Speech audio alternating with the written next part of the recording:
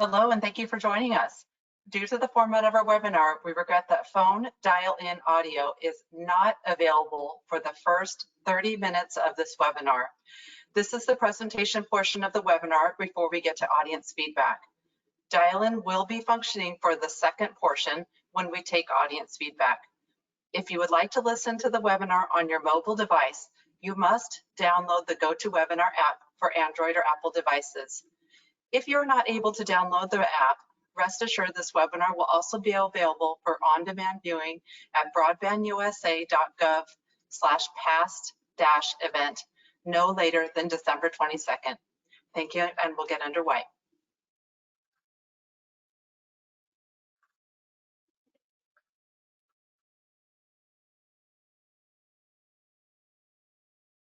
Good morning and good afternoon, everyone.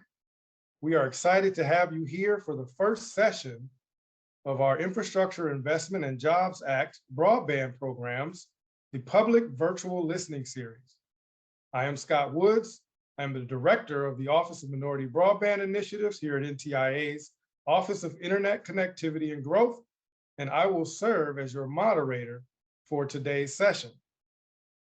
Before we get started, let's quickly review key housekeeping items.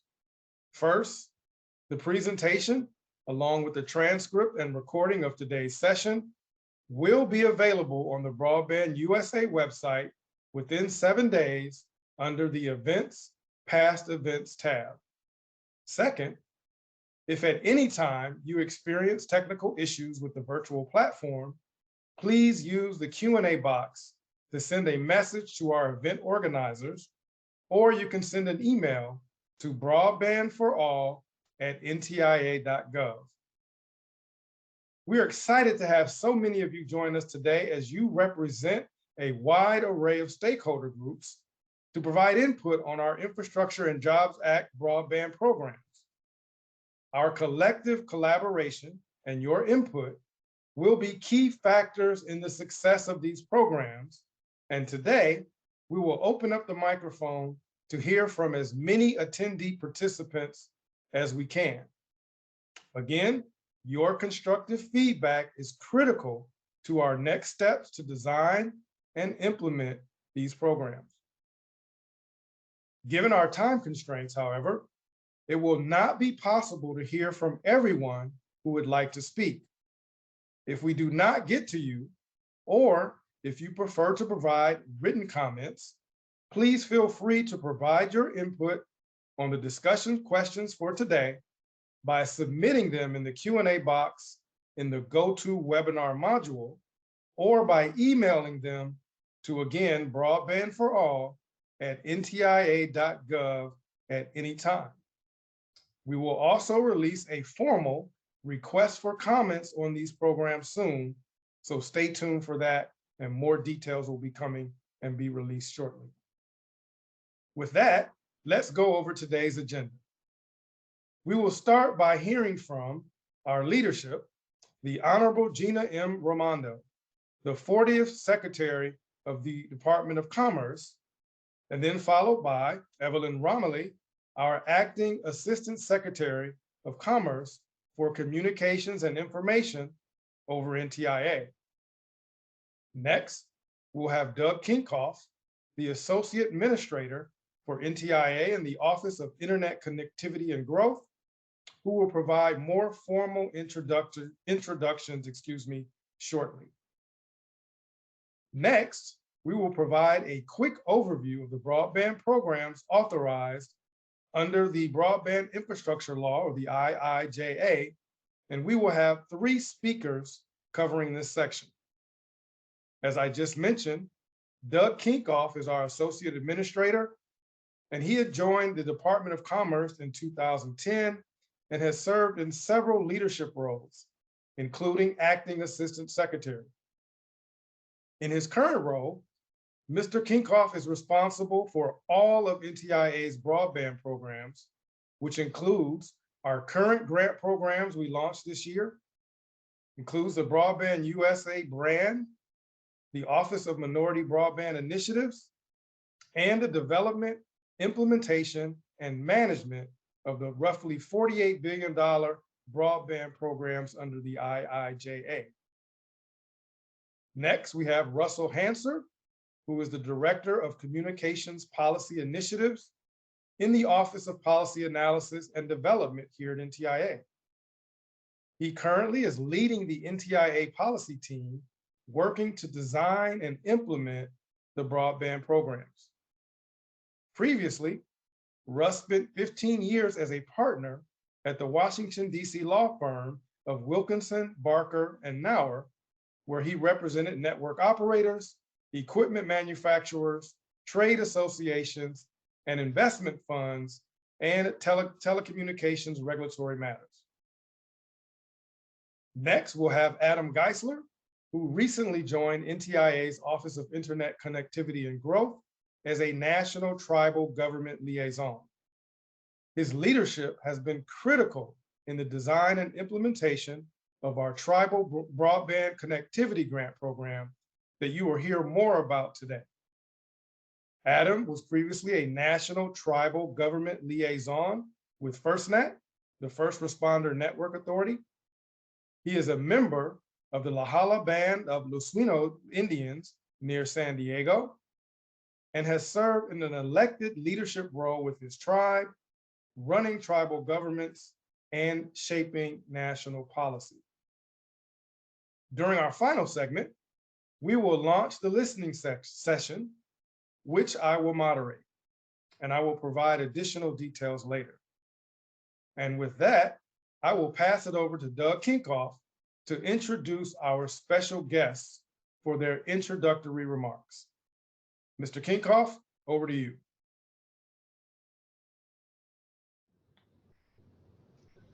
Thank you, Scott. Good afternoon, everyone, and thanks again for joining us. We have an historic opportunity in front of us to connect all Americans to reliable, high-speed, affordable broadband so that all Americans can share in the benefits of the digital economy. We look forward to receiving input from all stakeholders as we begin to shape these programs. I have the honor today of introducing both our special guests for today's event. First, allow me to introduce the Honorable Gina M. Raimondo, our 40th U.S. Secretary of Commerce. Secretary Raimondo is focused on a simple but vital mission: to spur good paying jobs, empower entrepreneurs to innovate and grow, and help American workers and businesses compete. Secretary Raimondo formerly served 2 terms as the 75th governor of Rhode Island and its first woman governor. Please join me in welcoming Secretary Raimondo.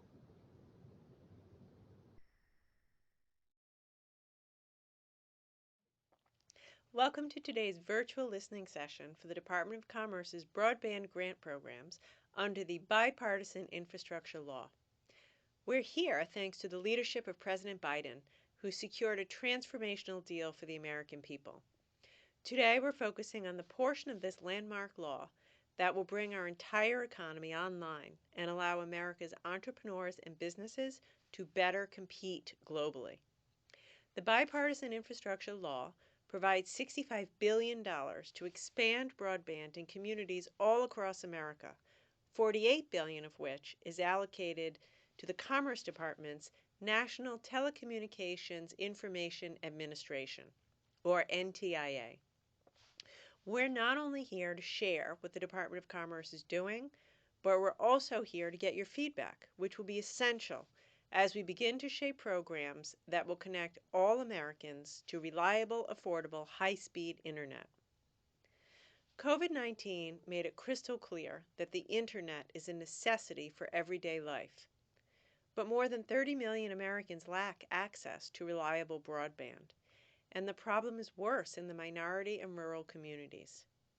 Specifically, the Bipartisan Infrastructure Law provides the Commerce Department with the following funding: more than $42 billion in grants to states and territories to fund high-speed broadband to households and businesses that lack access to such services, $2 billion for tribal broadband grants, which is more than double the funding for NTIA's existing tribal program, and nearly $3 billion to fund the Digital Equity Act, which promotes digital inclusion and equity for communities that lack the skills, technologies, and support necessary to take advantage of broadband connections. Now, beyond the grant programs, the law also addresses affordability. If America's families can't afford to pay their monthly internet bill, then it doesn't matter how much fiber we put down. That's why funding recipients will be required to offer low-cost plans, and providers will be required to offer transparent pricing. I know there's so much to cover, and we only have a short period of time. But don't worry. Engagement with each and every underserved community is extremely important to the success of these programs, and it's a priority of mine. The Department of Commerce and NTIA are committed to getting input from as many stakeholders as possible. Today and every day, we want to make sure your voice is heard and our program designs fit your needs. I'm so excited about the opportunity ahead for us. If we work hard and work together, we will close the digital divide for good. Thank you. Thank you again, Secretary Raimondo, for joining us today. Now it's my privilege to introduce Evelyn Romali, Acting Assistant Secretary for Commerce for Communications and Information. Ms. Romali was named Acting Assistant Secretary of Commerce for Communications and Information and Acting NTIA Administrator in January of 2021. She also serves as Associate Administrator for NTIA's Office of Policy Analysis and Development. In this role, Ms. Romali leads a team of experts providing senior policy support to the Secretary of Commerce and the White House on issues impacting the internet and digital economy. In addition, Ms. Romali leads the department's cybersecurity policy efforts. Please join me in welcoming Acting Assistant Secretary Evelyn Romali. Thank you, Doug. Welcome everyone to today's virtual listening session.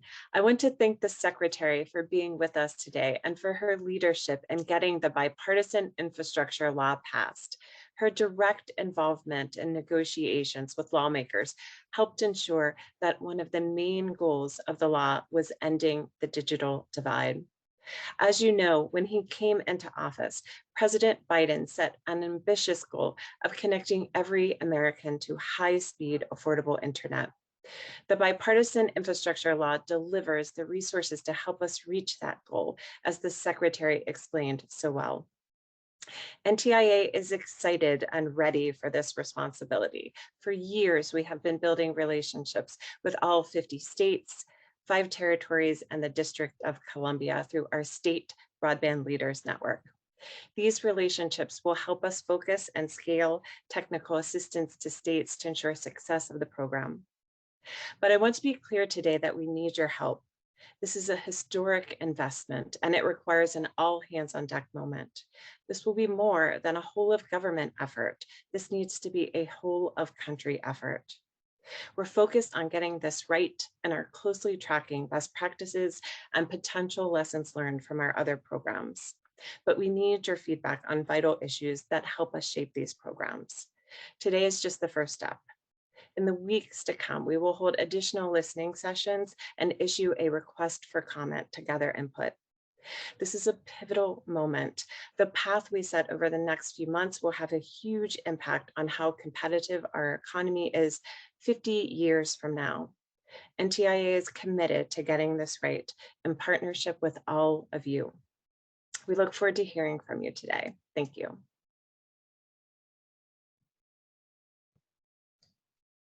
Thank you, Evelyn. And thank you again to Secretary Raimondo for joining us today.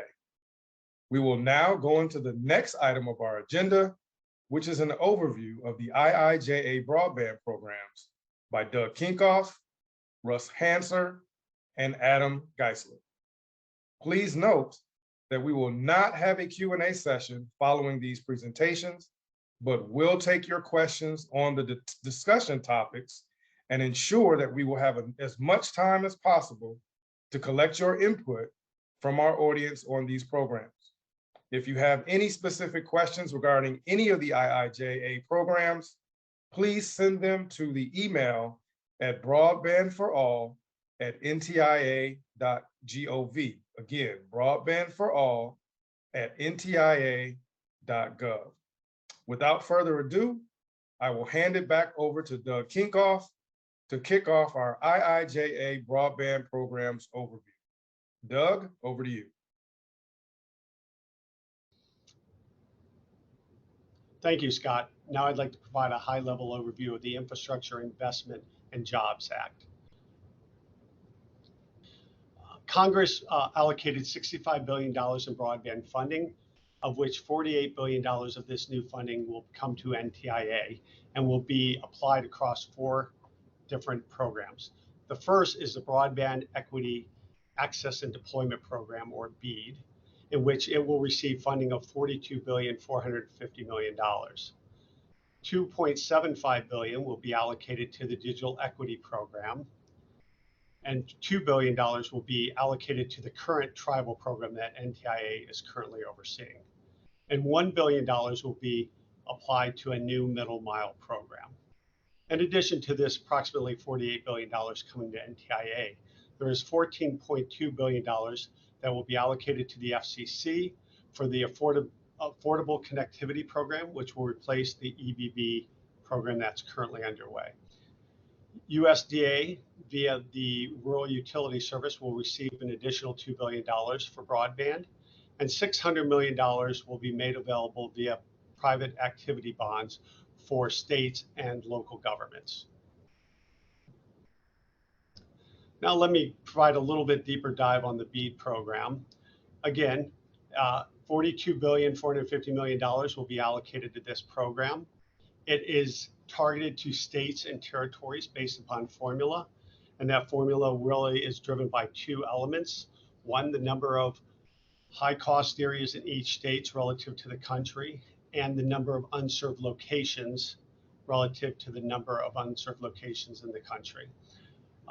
The program has 3 primary objectives or priorities. The first is connecting unserved locations. Those are locations that have no access to 25 megabits down or 3 megabits up. The second priority is unserved locations, those locations that have no access to 100 megabits down or 20 megabits up. And the third priority is community anchor institutions that do not have access to gigabit connections. In addition to these priorities, eligible entities must also prioritize persistent poverty and high poverty areas in their state, the speed of a proposed network, the build out timeline, how quickly can we get citizens connected, and a demonstrated record of compliance with federal labor and employment laws. There are several other key features with this program, one being that any network built out with BEAD money must have a minimum speed of 100 megabits down and 20 megabits up. There's also a matching requirement of 25%, which either can be provided by the eligible entity or a sub-grantee. And this can be waived by the Assistant Secretary upon a strong showing. There's also a requirement to offer a low-cost plan to eligible subscribers, and that plan will be ultimately determined by NTIA. As I stated earlier, the eligible entities for this program are states and territories. For the purpose of allocation of funding, the District of Columbia and Puerto Rico will be treated as a state. Each state will receive a minimum allocation of $100 million, and territories will receive an allocation of $25 million each. On the right-hand side here, we have a list of eligible costs and activities, both for planning and pre-deployment funds. Each state will be able to receive up to 5% of their minimum allocation, or 5% of $100 million, $5 million for each state for planning and pre-deployment funds. Territories will be eligible for $1,250,000 for their activities. Now let me turn it over to Russ Hanser, who will walk you through the digital equity programs.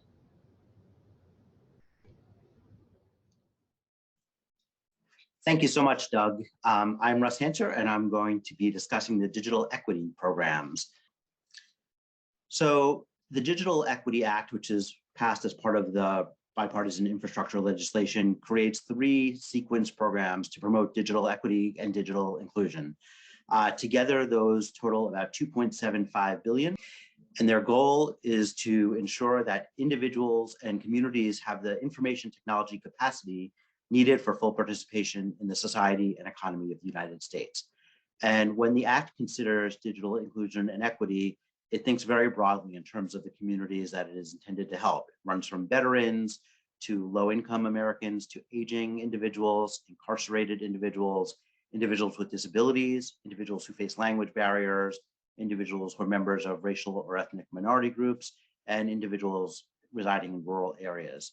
And the 3 programs, 2 have to do with the states. Those are the State Planning Grant Program, which will give away about $60 million. And then after that, the State Capacity Grant Program, which would be about $1.44 billion. And then finally, the Competitive Grant Program, which is going to be dispersing about $1.25 billion. And I'm going to be describing each of those now. So first is the digital equity, the state planning grant program. This program creates $60 million for state digital equity planning efforts. The recipients are states or their designated entities. I'll talk about that in a second. And the objective there is to ensure that states have the capacity and appropriate plans to achieve digital equity and digital inclusion. So eligible entities here are any US state or the District of Columbia and Puerto Rico. The state government in each case has to appoint an administering entity, which will be the entity that sort of engages in the activities that we're funding. There's a wide range of entities that can serve in that role. It can be the state itself, or a political subdivision of the state, or an instrumentality of the state. It can be a foundation or a corporation or an association or coalition. It can be a community anchor institution other than a school. It can be an educational agency or a variety of other agencies, or it can be a combination of those agencies that are designated by the state to work in tandem to administer these planning grants. Costs that are eligible once the planning grants get distributed. Eligible uses include developing of a digital equity plan, and then making subgrants to certain entities to assist in the development of the state digital equity plan. So this is very much a planning phase grant. And then that will lead directly into the next plan. So the next plan is the states, if they have received money for digital equity planning grant and use those and implemented and created their plans, they can then apply for digital equity capacity grants. And again, that program is going to total $1.44 billion, and it's based on formulas, and money goes to states and territories that have satisfied the first phase of the plan and participate in that first phase. And the idea here is to support the implementation of those state digital equity plans and digital inclusion activities. The eligibility for these grants are identical to the eligibility criteria for the state planning grants. Again, in order to apply for the state digital equity capacity grants, a state or territory must have applied for, received, and then completed the activities associated with the planning grant program. So once they get this money, the eligible costs and activities are fairly broad. They can use some of the money to update or maintain their state digital equity plans, but then they can use the money to award subgrants to other eligible entities that can assist in the implementation of the state's plan, or to pursue other digital inclusion activities consistent with the plan, to report back to the state on related activities, and then to determine the efficacy of their efforts. It's worth noting here that an entity that has served as the administering entity for the state for purposes of the state planning grant process cannot be a subgrantee for the state with respect to these grants. So an entity that has been given the responsibility for creating the program cannot then turn around and be the subgrantee for monies from the state. Finally, we have the digital equity capacity grants. This is a competitive grant program that will start off after we begin awarding the state capacity grants. This program is a $1.25 billion program, again, a competitive grant program, and it's designed to support efforts in the state to promote digital inclusion, achieve digital equity, and improve broadband adoption in the state or territory. This one has very broad eligibility criteria. So in the first 2 cases, the money was going directly to the state or its administering entity. Here, a political subdivision, agency, or instrumentality of a state may be an applicant and may be awarded money, but money can also be awarded, applied for by, and then awarded directly to a tribe, an Alaskan Native entity, a Native Hawaiian organization, a foundation, corporation, institution, or association that is not-for-profit but not a school, a local education agency, an entity that carries out workforce development programs, or a partnership between or among these kinds of organizations. So again, the eligibility is pretty broad, and these are going to be applications made directly to NTIA and grants made directly to these entities. Eligible activities under these grants are quite broad as well. It must support at least one of the following to benefit covered populations. Again, that list of entities, that list of populations that I mentioned earlier. So those include developing and implementing digital inclusion activities, working on broadband adoption to provide educational and employment opportunities for the members of the covered communities, implementing training and workforce development programs, making equipment or networking capability or hardware, software, et cetera, available, or the construction or upgrading or expenditures on new or existing public access computer centers through community anchor institutions. So again, a broad range of activities that can be supported, and the money can go to a broad range of entities who are going to be eligible to apply for and receive those monies. So collectively, those are the digital equity and inclusion plans and programs that we are working on in implementing the recent legislation. And with that, I'm going to turn things over to Adam, who's going to discuss the Tribal Broadband Connectivity Program. Thank you.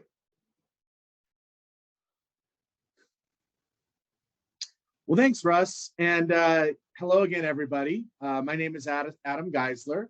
And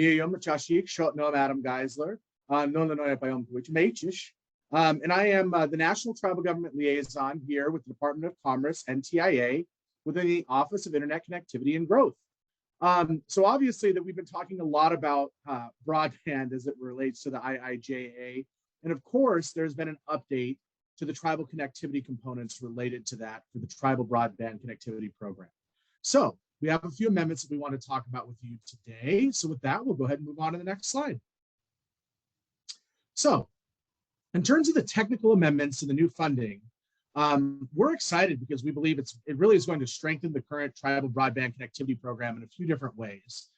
Before we get into the amendments specifically, I do want to talk just a little bit about the official name. So the Tribal Broadband Connectivity Technical Amendments.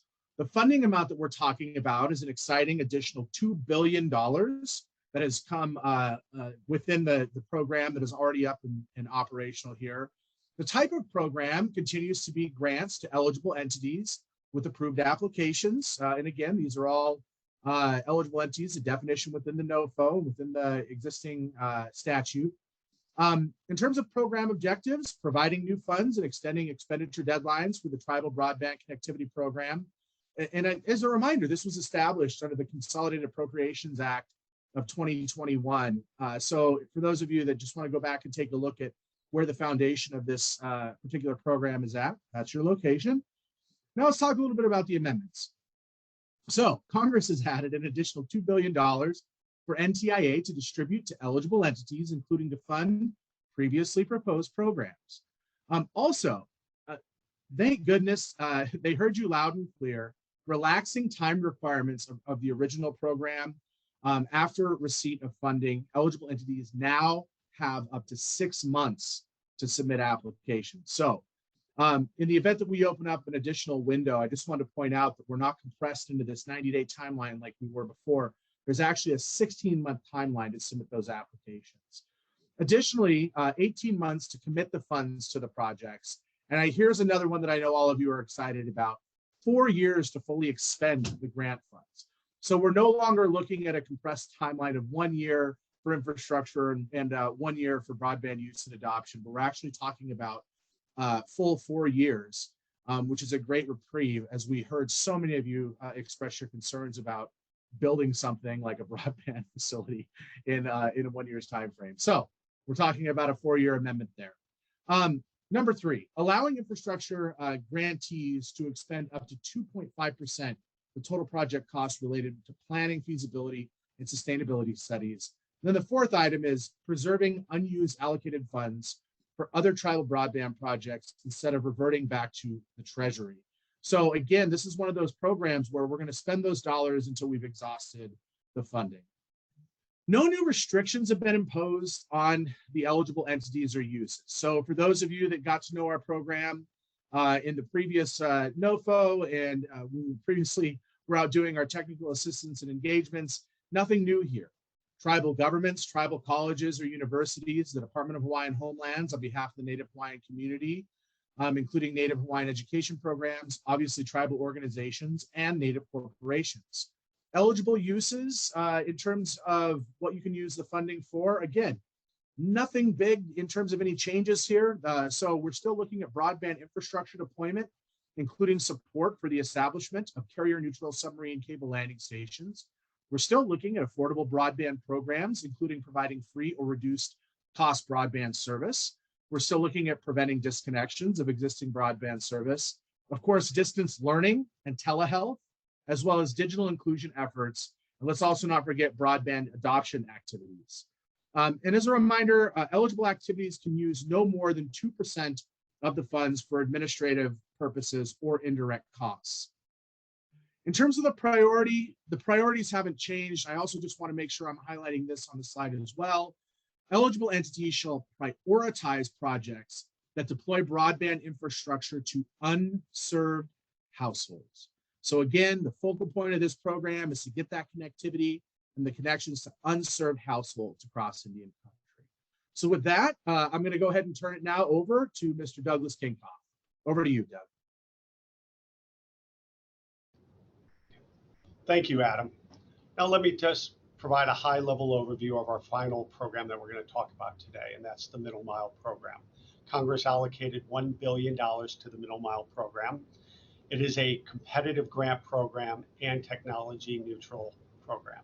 The purpose of the program is to encourage expansion and extension of Middle Mile to reduce the cost of connecting unserved and underserved areas of the country. The program has several required priorities. For eligible entities meeting at least 2 of these 5 conditions.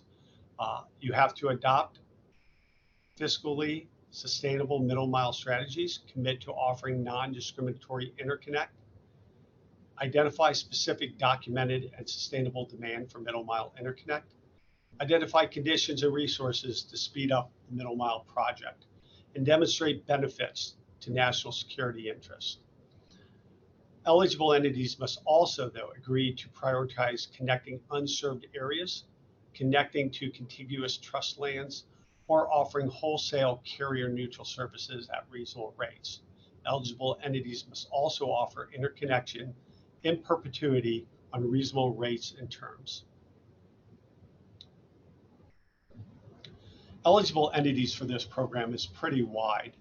States, tribal governments, tech companies, electric utilities, cooperatives, telecom companies, nonprofit foundations, regional planning councils, Native entities, and economic development authorities can all be eligible entities and apply for the program. On the right side here, we talk a little bit about eligible costs and activities. Middle mile grants can be used for the construction, improvement, or acquisition of middle mile infrastructure. And then the definition of middle mile basically means any broadband infrastructure that does not connect directly to an end user location, including an anchor institution, and includes leased dark fiber, interoffice transport, submarine cable landing stations, wired or private wireless broadband infrastructure, etc. And with that, let me turn it back over to Scott Woods, who will take us through the rest of today's program. Thank you.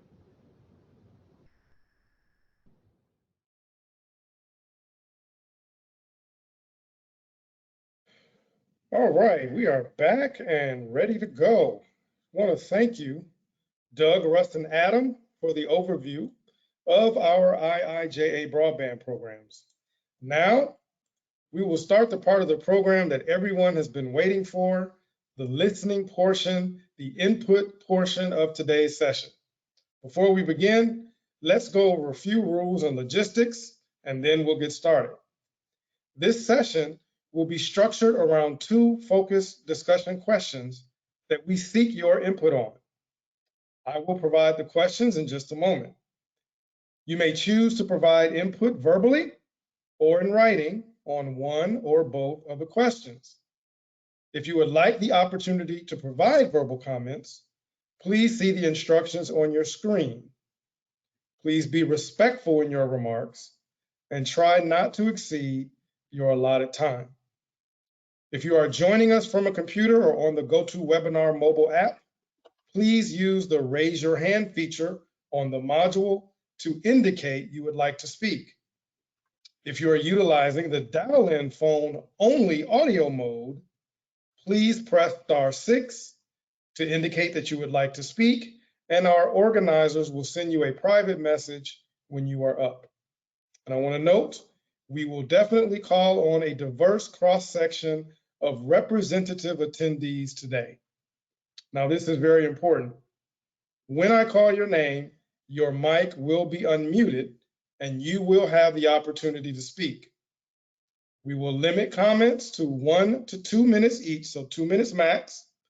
So please keep your comments brief to allow time for others to speak. And I'm going to enforce this via my timer that I have right here with me, and I will respectfully cut you off when your time is up. So don't try me. Another important note, please begin your remarks by providing your name and the organization that you represent. And representing yourself is totally okay. I will start the clock after your very short introduction. And remember, at any time, you can also provide written comments in response to the discussion questions. And you may do that either by submitting them by the Q&A box on the GoToWebinar module, or you may email comments directly to broadbandforall@ntia.gov. Please make sure to identify yourself in your remarks. Finally, please remember that this time is for you to provide input on the discussions questions that I'm about to pose today. And we ask that you do not ask specific questions about the implementation of the IIJA broadband programs. We will address that as appropriate in the future. But with that, I'm holding my breath. We're going to open up the mic and we're going to begin. So let's go to the discussion questions. So I'm going to frame these questions. The questions for today are as follows. Number one, what do you see as the most significant barrier to ensuring broadband access to all unserved locations and achieving universal adoption? Again, I'm going to repeat that again for those who are joining on the phone. What do you see as the most significant barrier to ensuring broadband access to all unserved locations and achieving universal adoption? Question number two, what assistance can NTIA provide prospective applicants and their partners as they prepare for the IIJA broadband program notices of funding opportunity? Let me state that again. As you all know, we're preparing the notices of funding opportunity that contains all of the information that you'll need, the criteria, the information to apply for these awards. So what assistance can NTIA provide prospective applicants and their partners as they prepare for the IIJA broadband program notices of funding opportunity covering the 4 programs that our speakers covered today? All right, there we go. And with that said, we're going to go to the microphone. Our first speaker, James Ritter, you are up, sir.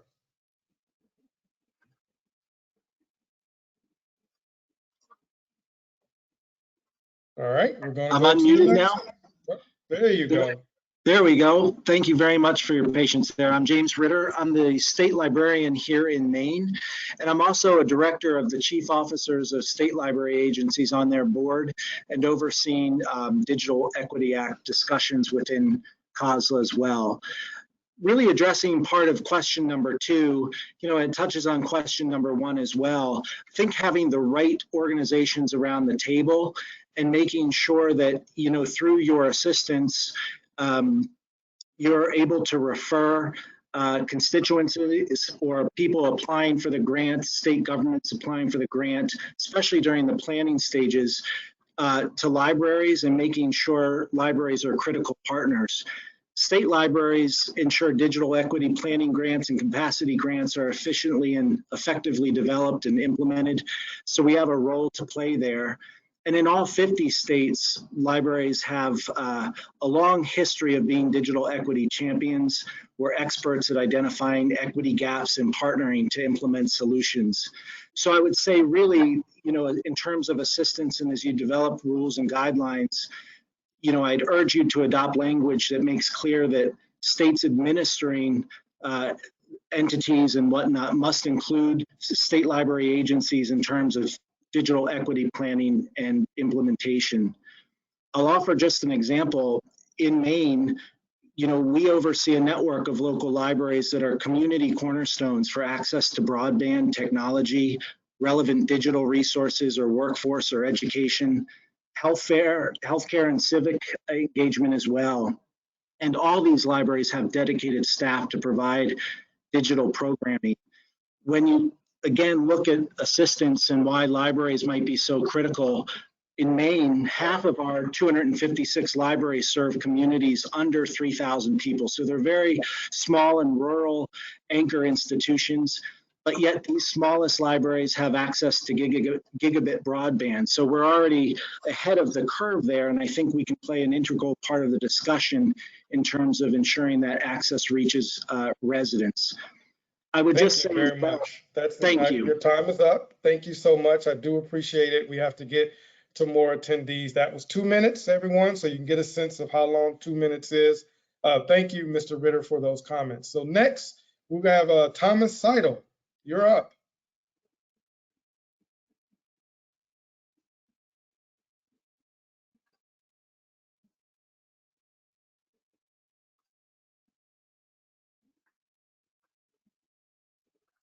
Okay, Thomas is a little camera shy today.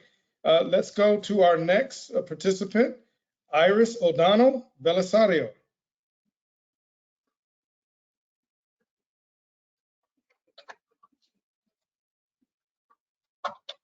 Iris, are you there? All right, let's go to Debbie Swicker. Scott is there. Yeah, okay. Oh, I'm sorry.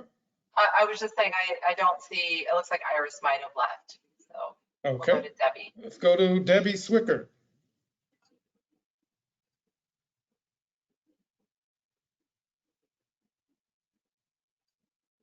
All right, I think people are doing this on purpose. Let's go, Ali Dias from California.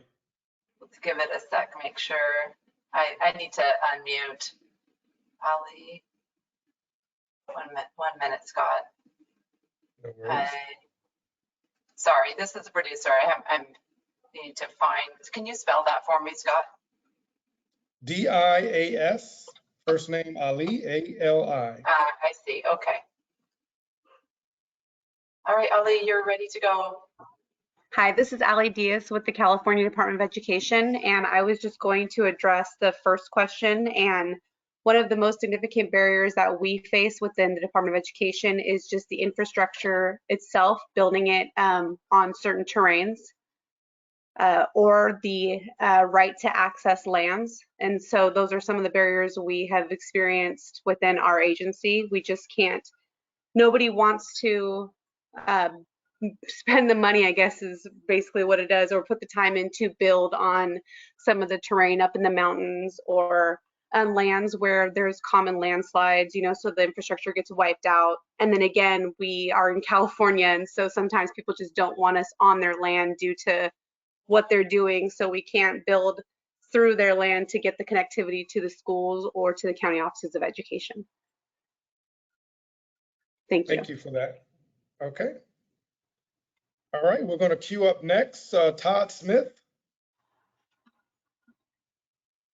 Hi, can you hear me? We can, loud and clear. Alrighty, sorry. My name is Todd Smith. I'm an attorney at DC's Chief Technology Officer, and I was just going to respond to number 2. It says, what assistance can NTIA provide prospective applicants? The thing that I'm running into sort of a more pressing need for is just more detail on what some of the terms used in the language of the act itself mean? You know, things like where affordability plays into access, or the definition of term access, what a broadband serviceable location is going to actually mean. You know, I've been digging for weeks and I'm finding a lot of different answers from the FCC and other places, because all of that's necessary for us to start the planning process to know where we can plan on, you know, building out in terms of the three like nested priority levels or whatever that are in the BEAD program. So the sooner we get those answers, the sooner we can start planning on our end to be able to like fire as soon as the application window opens up. So that's what I would need the most is, you know, just a little more specificity on some of the terms upon which each jurisdiction's allocation are going to turn, and that are going to affect sort of our freedom to spend geographically, right?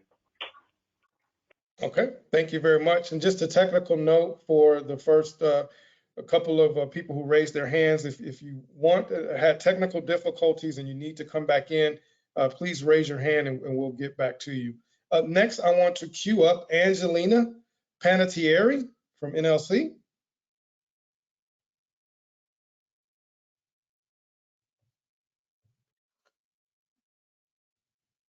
Can you hear me? We can, loud and clear. Super, thank you. So this is Angelina Panettiere from the National League of Cities. I'd like to address both questions. So on what we see as the most significant barriers, I would say we break those into two categories. The first being systemic disinvestment in our communities and neighborhoods, which may not be reflected in current FCC data. I think we all agree on that. So looking forward to hearing from NTIA how they're going to reconcile those data issues, and also how we can address those disinvestments and ensure in particular that urban and suburban and lower income communities are not inadvertently blocked from BEAD due to the prioritization system, or left with lower quality infrastructure options by state plans. And then second, we see another barrier is quality of service and cost of service. We want to make sure that the BEAD program in particular is promoting competition, affordability, and especially active participation by public owners of broadband infrastructure and public-private owners of broadband infrastructure like community broadband networks. And then on the second question about assistance, two things that we're flagging are robust requirements for stakeholder engagement on those state plans, particularly local governments who are a critical partner here, and making sure that there's a wide representation from a wide diversity of communities, large, small, rural, urban. And also strong encouragement and support to state broadband offices. A lot of them are very new and are going to need help building capacity, especially around things like engagement and planning, just to make sure that plans and implementation really reflect the needs of communities throughout the state and not just broadband providers, and tackle some of that digital redlining and those disinvestment concerns that I mentioned earlier. Thanks. Great, thank you very much. Appreciate that insight and that input. So let's go next to Sachin Gupta. Okay, the dog is on.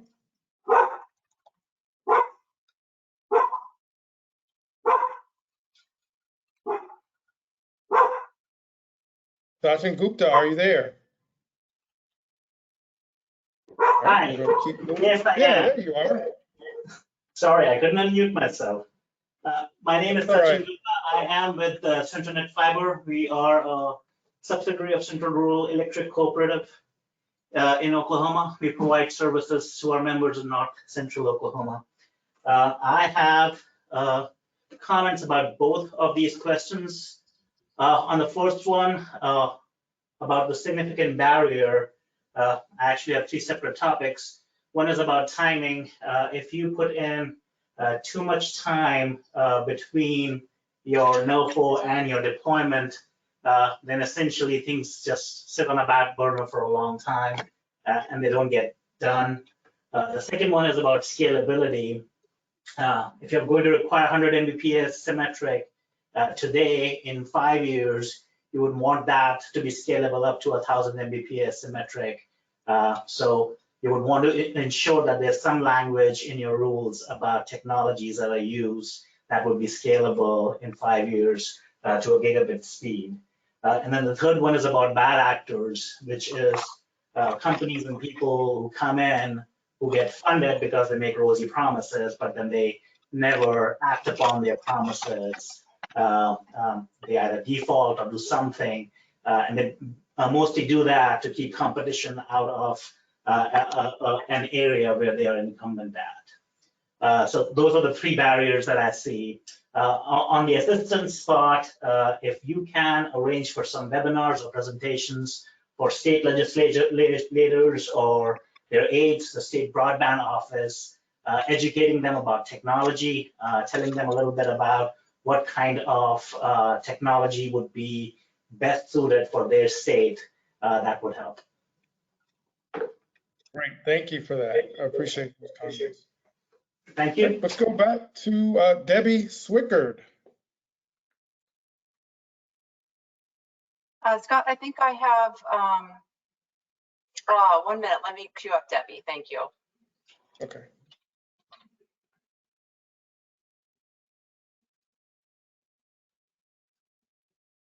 Okay. Debbie, you should be able to unmute. There's Debbie now, Scott. All right, Debbie, are you there?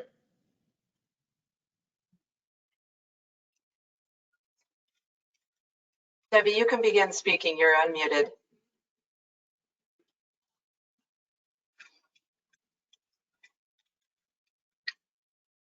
All right, apologize everyone for technical difficulties. Of course, these things always work in practice, and as soon as we go live, Nancy Cornell should be ready to go. There we go. Let's go with Nancy. Nancy Cornell.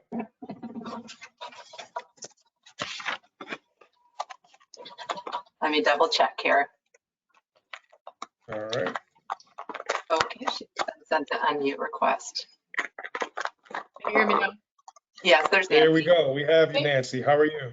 Thank you. I'm the vice chair of one of the Vermont communications districts, which are not-for-profit municipal corporations that are charged with supplying fiber to the home broadband generally in their territories.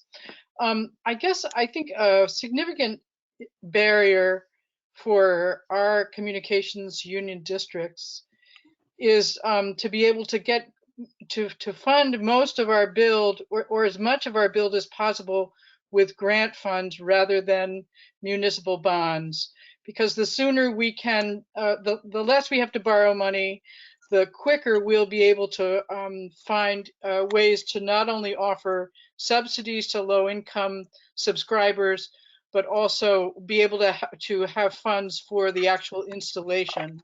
So that's a huge piece. And I would also just say, in terms of the assistance we need, it would really be helpful if the grant applications to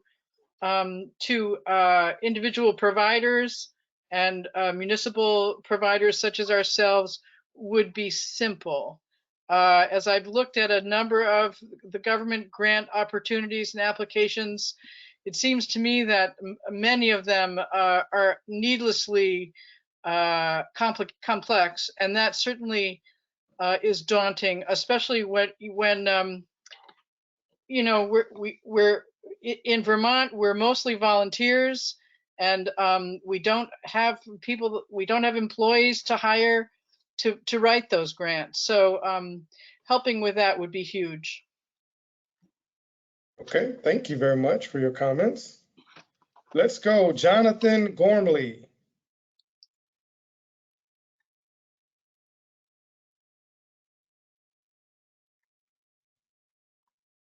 One minute, Scott, we're working on it.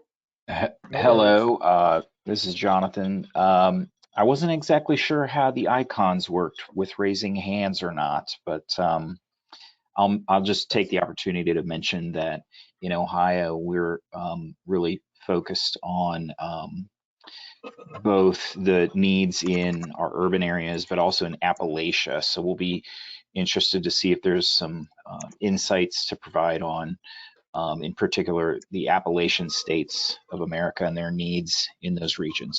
Thanks for the chance. And Jonathan, who are you with, if you don't mind me asking? with the Ohio Department of Development. Wonderful. Thank you. All right, thank you very much for your comments. Next, let's go to not David, David Matthews. I'm sorry, David Matthews Morgan. I was thinking of the Dave Matthews. Can you hear me? Yes, we can hear you. All right.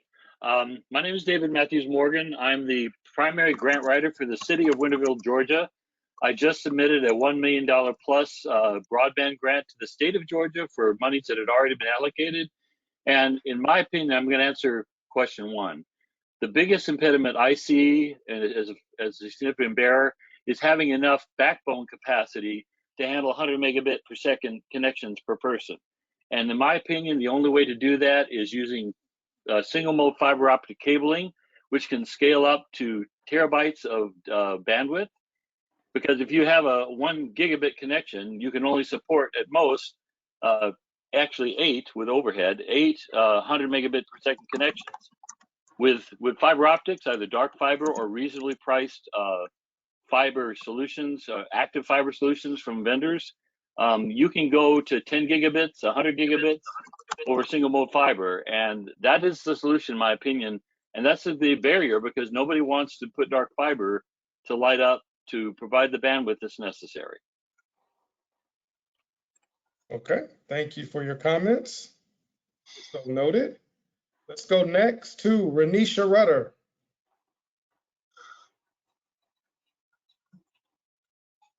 Hi, can you all hear me? Yes, we can. Okay, great. Well, I think somebody already kind of answered it a lot better than I did earlier, but number one, I think the most significant barriers is definitely cost. Sorry, let me start by introducing who I am. I'm a digital inclusion fellow with the Southeastern Indiana Regional Planning Commission. And so in my talks with the different government representatives that I've met with so far, they seem to be having trouble basically to get internet service providers to think that expanding service in their area is worth their bottom line, basically. I live in a somewhat rural area, and under the jurisdiction under the Planning Commission where I work is majority rural. There's a few pretty sizable cities and towns, but the majority of it is rural here in southeastern Indiana. And there are very limited amount of providers. The majority of the people, I believe, rely on like REMCs to provide a lot of their utilities and their internet, that infrastructure there. So infrastructure is part of the barrier, but I do believe that in a lot of the talks between the city or town governments and internet service providers, it's hard to just get those providers to think that expanding a service like, you know, half a mile down where they're going to get 100, 200 more customers. So from the customer side, you know, we see it as, oh, well, you're getting more customer, that's more money. But to them, to the service providers, they have to, that's, you know, costs, that's expenses that come with those customers that they don't think it's worth covering, unfortunately, to give those people service. And so they just won't even bother expanding out there unless there's something like, you know, a casino or some other big economic drawer out there that they deem worth it. So a little, yeah, that's a little insight as to some of the barriers that some rural areas face. Okay, thank you very much. Next, we're going to call Luis Perez, and then we're going to tee up Frank Smith next after Luis. Mr. Perez, you're up. Scott, can you hear me okay? We can, thank you much. Awesome, thank you so much. I want to address both questions. With regard to so I am Louis Peretz, the Vice President of Policy for the Wireless Internet Service Providers Association, or WISPA. We represent more than 700 very small broadband ISP companies around the country. And many of them, the vast majority of them, are deploying to unserved areas previously unserved areas using fixed wireless technologies, but they are also incorporating fiber into their network. So they're developing hybrid networks. So with regard to the first question, in terms of the most significant barrier to ensuring broadband access, we believe that it's lack of accurate broadband data about where broadband is and currently is not. So we were excited to see the requirement in the Infrastructure Investment and Jobs Act requiring the FCC to develop the broadband serviceable locations fabric. That's going to help a lot. What's also going to help a lot is the broadband deployment locations map. That's also a separate mandate requiring the FCC to develop. So we hope that as NTIA develops its BEAD program, it incorporates and considers and coordinates with these broadband location accuracy data tools that are being developed by the FCC. That's number one. With regard to number two, what assistance can NTIA provide prospective applicants? I want to address a point that somebody from California made about 5 or 10 minutes ago, which is what can we do in areas with terrain that is very difficult? That is exactly the sweet spot for fixed wireless technologies, and that is what our companies can do. In areas where fiber may not be the most cost-effective or timely tool to use, that is where fixed wireless technologies come in.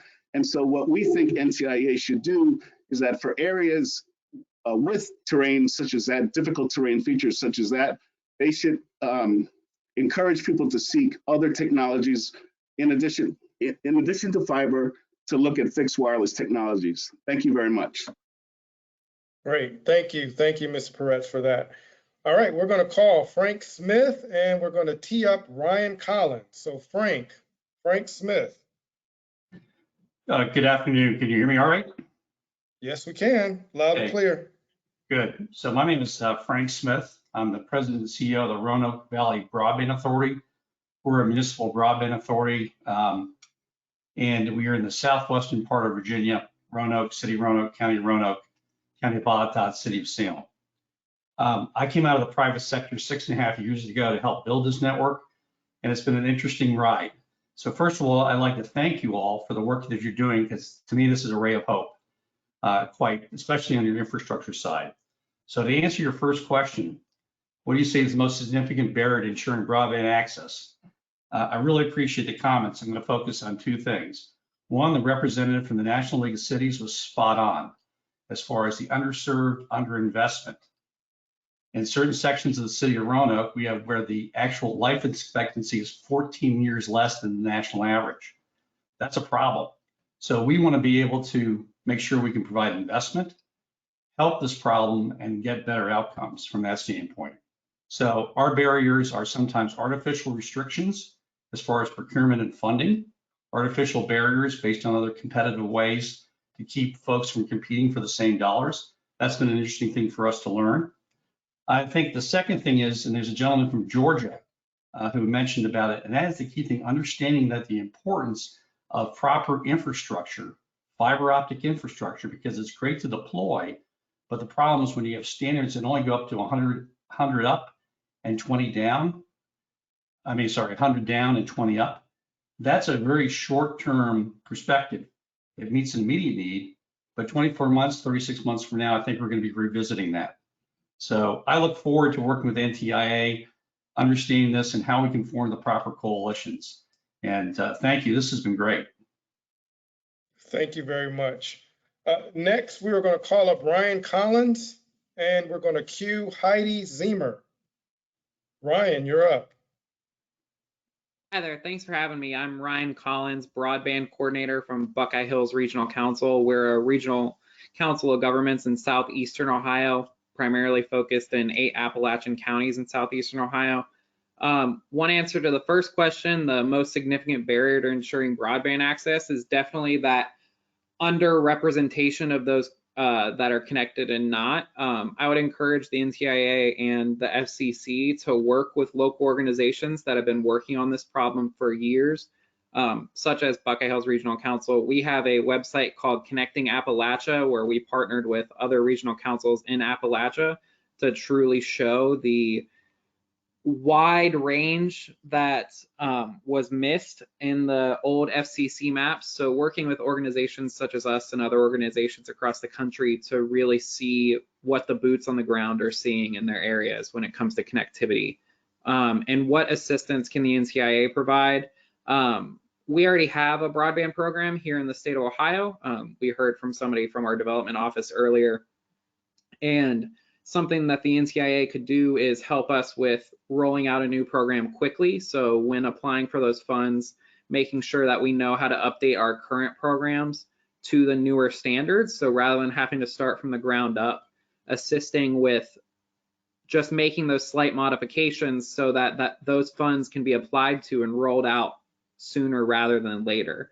And one other thing could be helping with coalition building within the states. Something that I'm speaking with our state broadband office about is working with those regional councils and the boots on the ground across the state as arms of those digital equity programs. So the digital equity plan being delineated from the state down to those regional entities, and then those regional entities that are already well connected within their communities and are able to get boots on the ground in those areas, then to implement the plan. Got it. Thank you very much. We appreciate that. Thank you. All right, next we'll have Heidi Ziemer, and we're going to tee up Robert Burkhart. Heidi, you're up.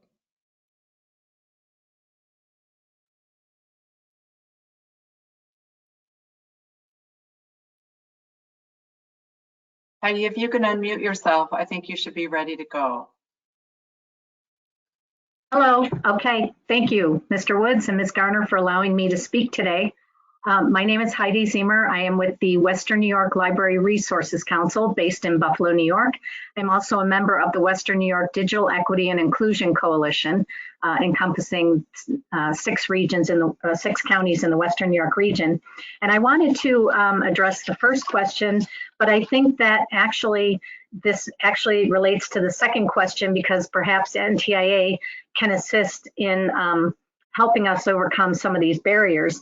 One is that we need government policies at the state and local level that are geared toward allowing local grassroots solutions to digital equity in every part of, well, in New York State, for example, in my state. And we need more information sharing. There's a lack of collective effort and communication channels between state and local governments and nonprofits and community-based organizations. We need guidance from the state and federal government, and I think maybe through the application process that I believe another speaker mentioned the need to educate some of our state and local leaders about broadband access and digital inclusion would be a good step forward in helping them gain a better understanding, and I think feel more comfortable communicating with some organizations involved in digital coalition building locally. As far as adoption goes, I think that publicity, outreach, and education are the key. From formal education in schools to workforce training to public programming in places like libraries where people are being taught about how to use telehealth services and apply for government services online. I think that the more that we can do outreach and education and publicity of these new tools for communicating and sharing information, I think the better off we'll be. And thank you so much again for your time and for this opportunity. Oh, thank you. Thank you for your comments. All right, next we have Robert Burkhart, and we're going to tee up Mark Lucchini. Robert, you're up.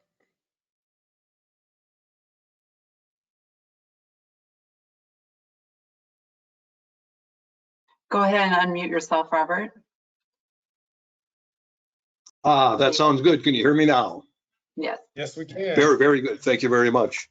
I just want to emphasize, I'm Robert Bolker from the American Library Association, and we've had a number of library representatives, including the previous woman, speaking about library issues. And I just want to take about 20 or 30 seconds here and emphasize the comments that James Ritter from the Maine State Library made a few minutes ago. Our libraries really are key players in promoting digital equity But in many smaller libraries, they're going to very likely lack the time or expertise to complete a digital equity application. And that's where the state library agencies can play a key role in submitting a consortial application, for example, that includes many local libraries.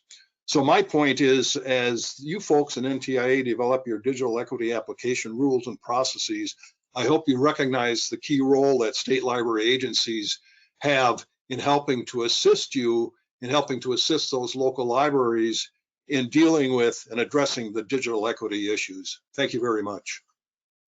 Hey, Mark, before I let you go, can you tell us who you're with? I don't know if you stated that at the top.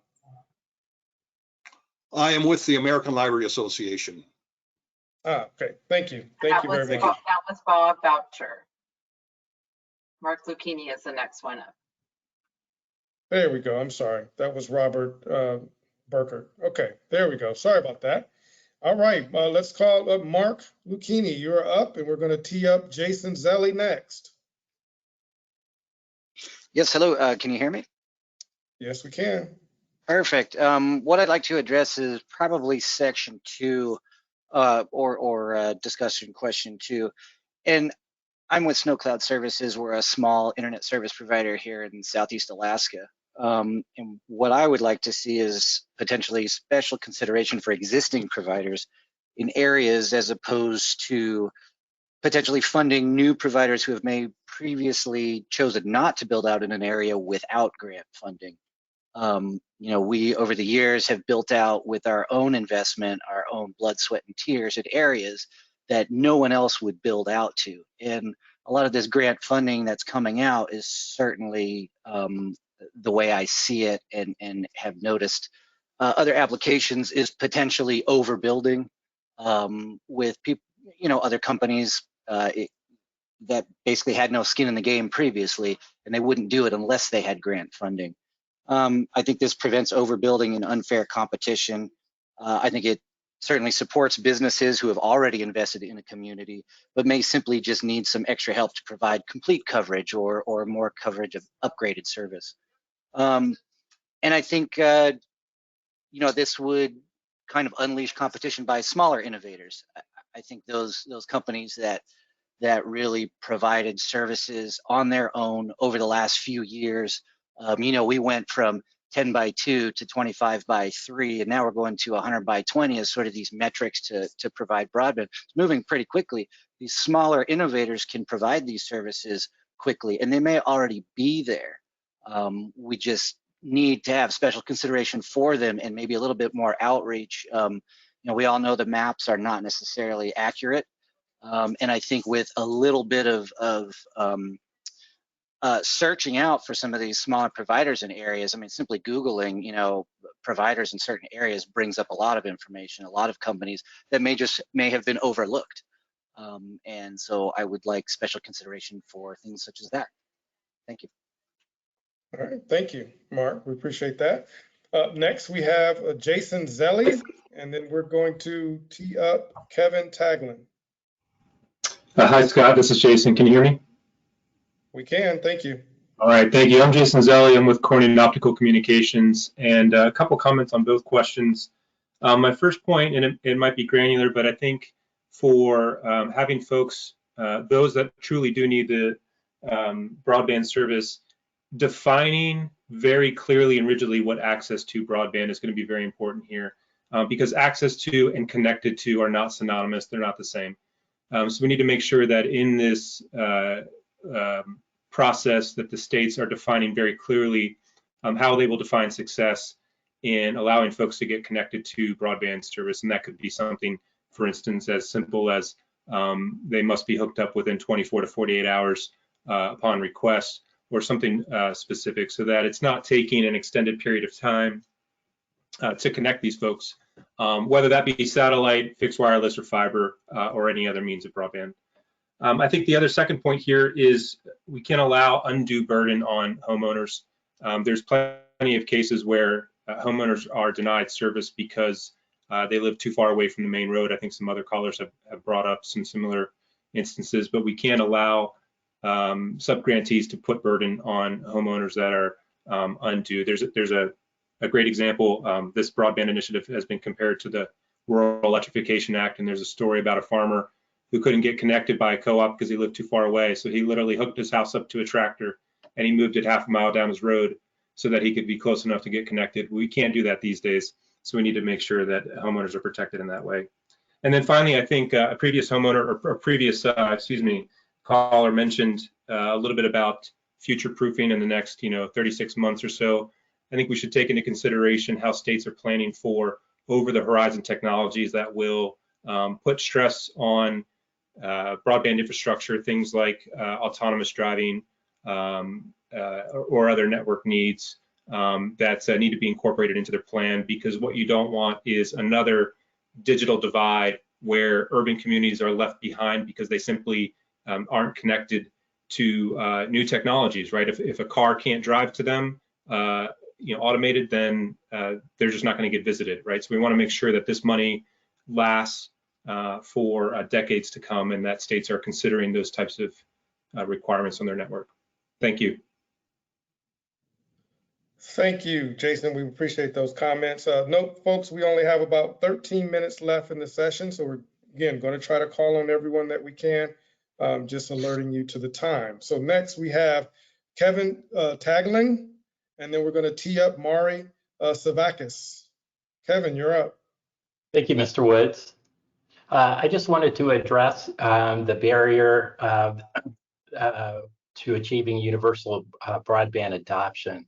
I think research finds over and over that the #1 barrier to adoption is cost, especially monthly costs for broadband service.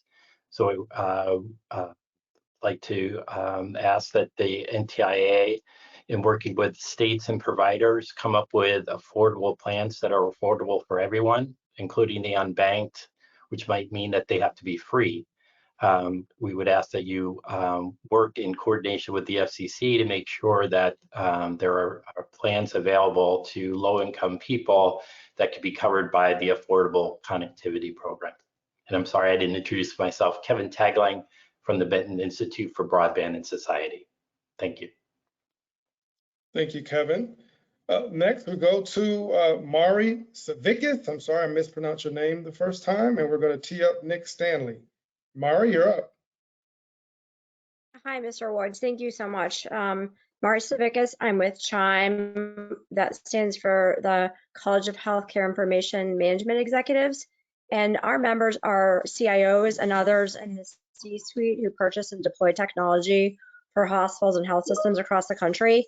And I guess we're not terribly familiar with NTIA. I mean, we're trying to follow the broadband conversations.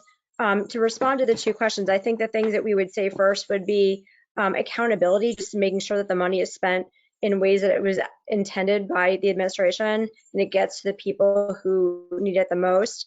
And then the other thing is, for #2, is just anything you can provide with respect to healthcare providers. And we're happy to work, happy to work with you or other healthcare providers to get that information out. But hospitals, especially those who are underserved and rural community centers and federally qualified centers, rural health centers, they don't always have this information. So if there's anything you can do to target some of your outreach to the healthcare sector, we would most appreciate that from a telehealth perspective. Thank you so much. Thank you, Mari. We appreciate that. Next, Ms. we'll have Nick. It's Carol.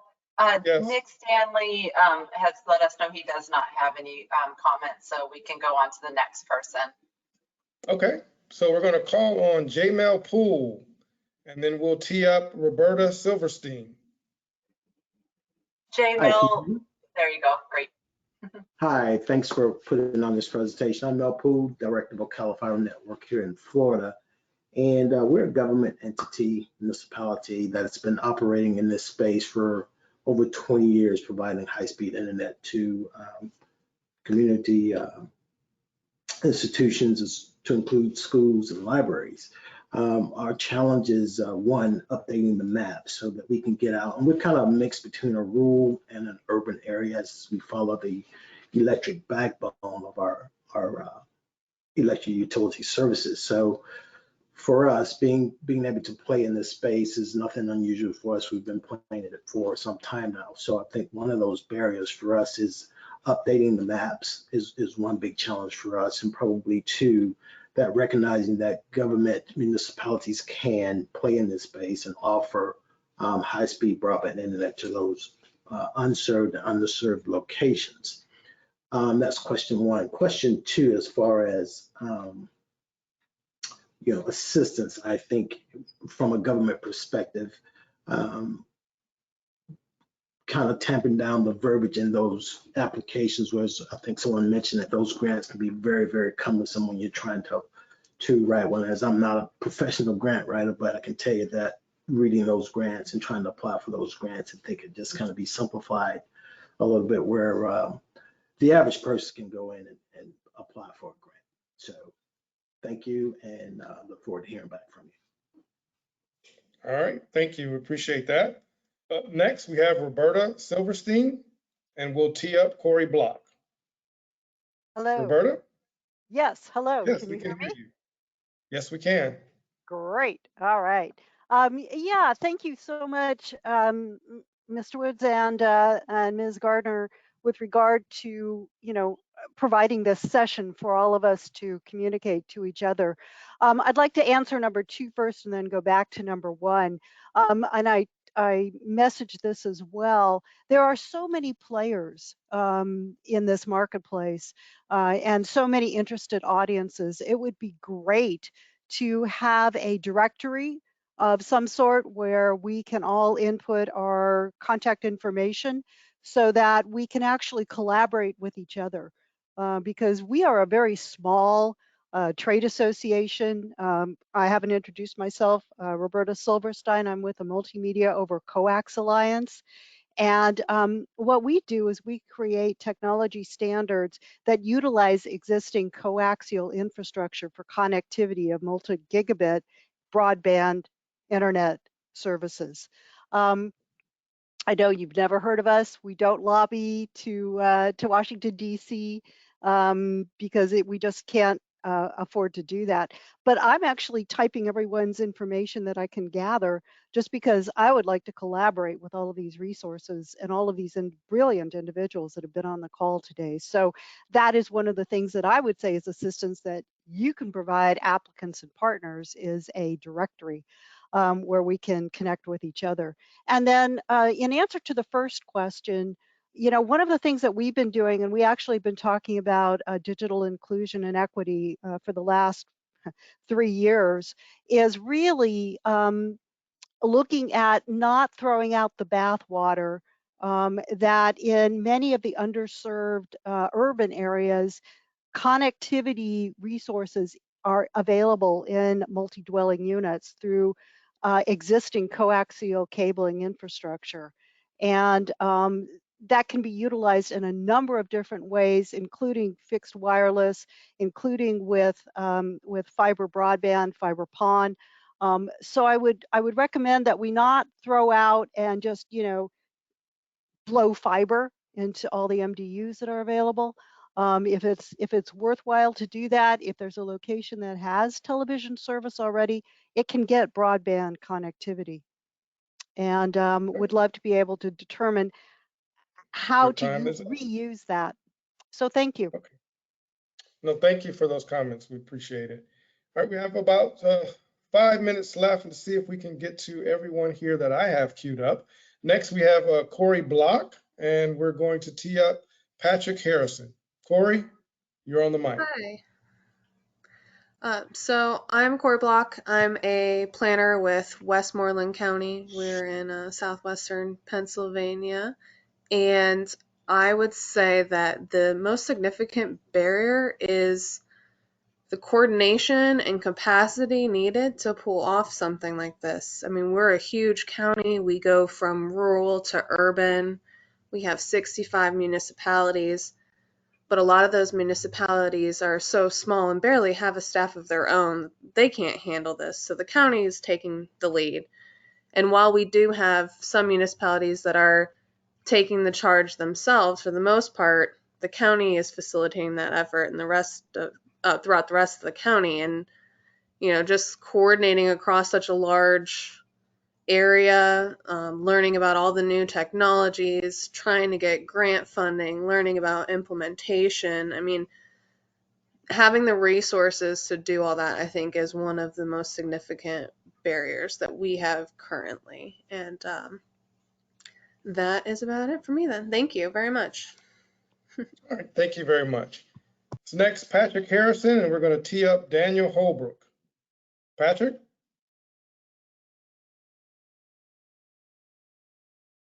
Good afternoon, Mr. Woods. Can you hear me okay? I can hear you, yes. All right, thank you very much. My introduction is, my name is Patrick Harrison. I represent a utility company here in upstate New York. I wanted to first thank you, Mr. Woods and Ms. Garner, for facilitating the discussion today. I would like to comment on the first question regarding barriers for entry.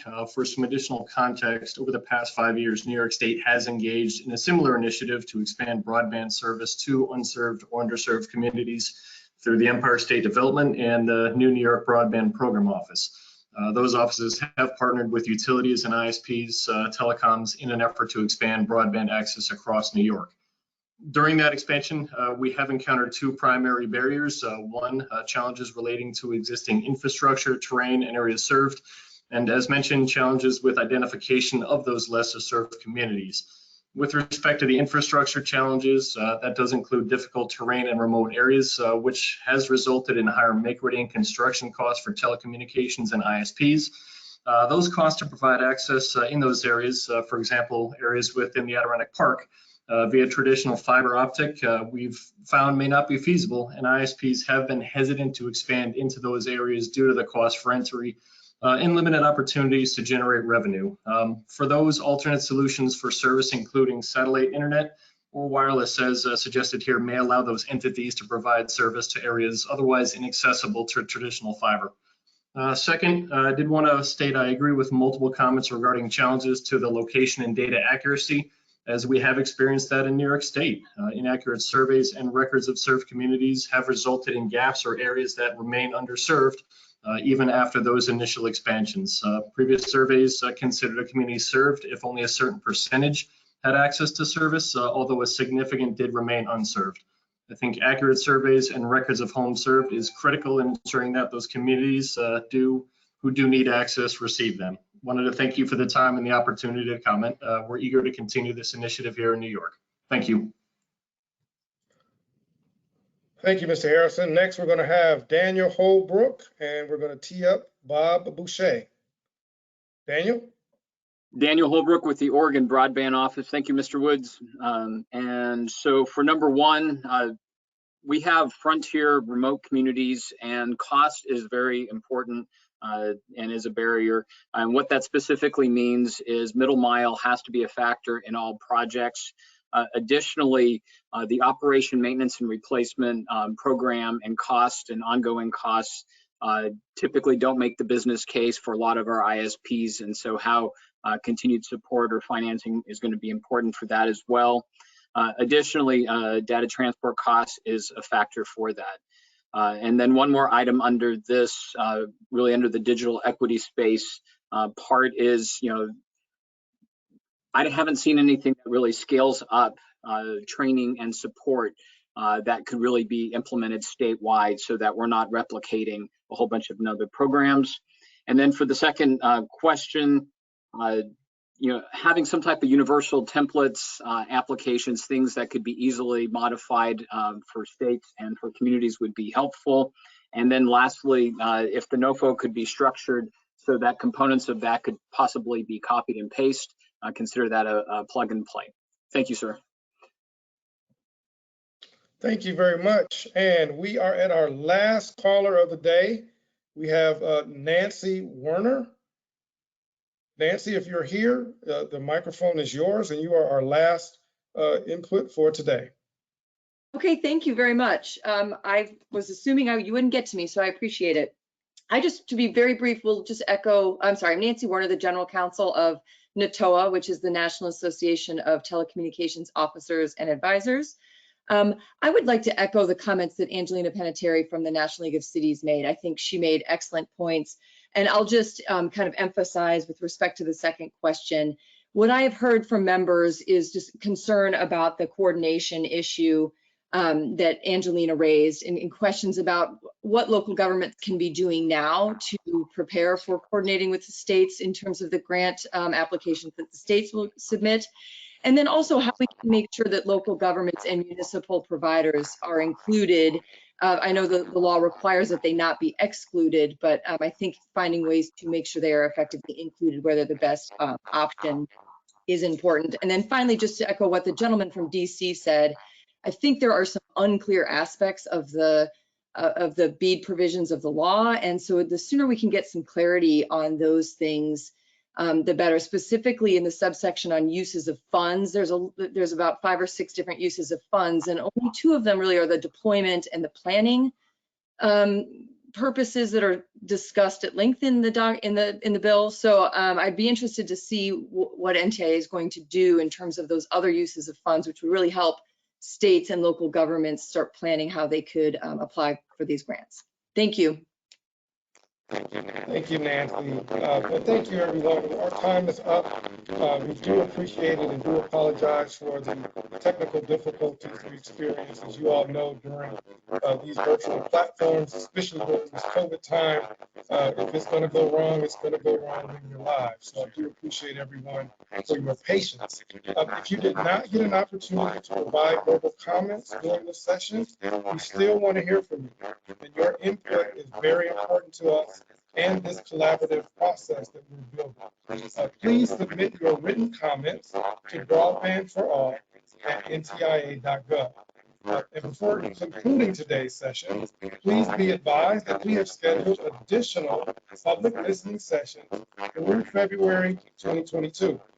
You can see the dates for those on the screen right now, and a different set of questions will be posed for each session. So please register for those. The registration links and descriptions for those will be posted on our Broadband USA website. So please visit our website frequently for updates and for more information. Finally, today, on behalf of NTIA and the Department of Commerce, I want to thank you all again for joining us, and we will see you again in 2022. Happy holidays and Happy New Year.